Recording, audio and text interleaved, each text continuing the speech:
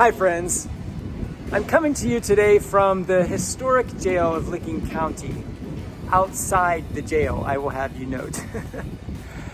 This jail was built in 1889 and it was hailed as the sturdiest and strongest in the entire state of Ohio.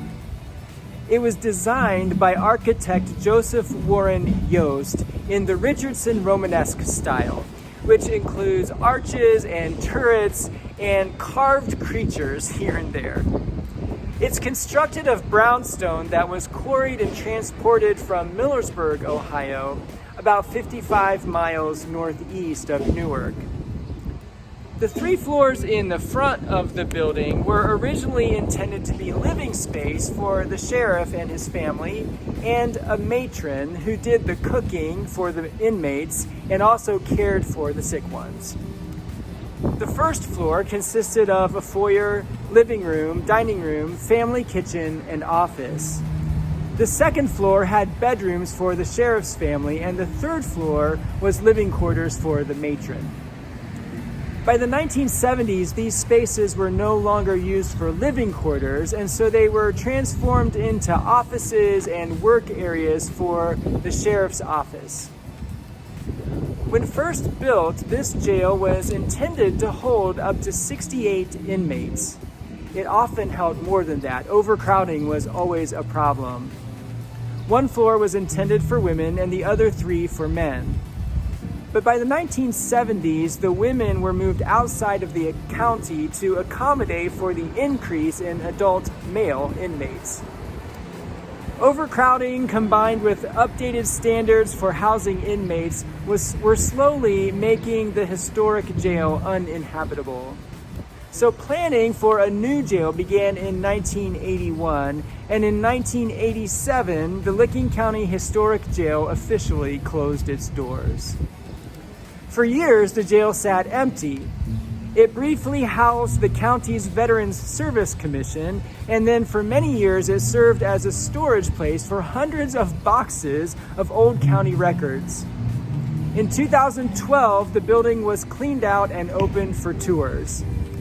Now, not surprising for an old historic jail, there are claims of paranormal activity and hauntings by inmates who never left. I listened to some interviews for the oral history project of the jail, recorded about 8 years ago. One woman named Virginia Beach, she married into that family name, lived at the jail for 7 years during her childhood. Her father was a deputy and her mother helped the matron cook the meals. The interviewer asked what kind of activities they did as children growing up in a jail.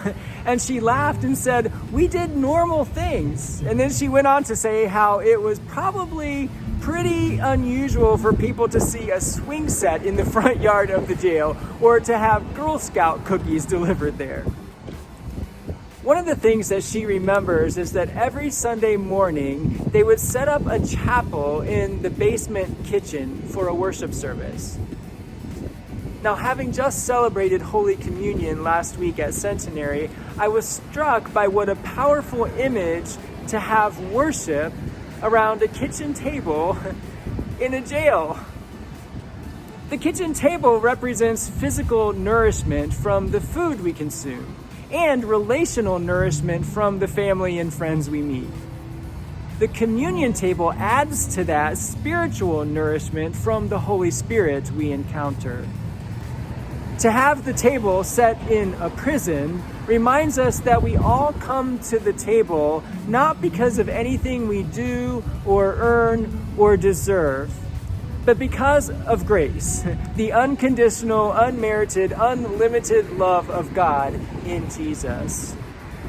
The Apostle Paul writes in Romans 5 that while we were still sinners, Christ died for us, and that proves God's love for us.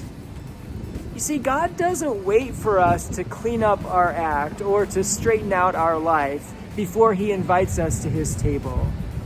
He invites us wherever we are and however we are. And when we come, our rehabilitation or our transformation begins or continues.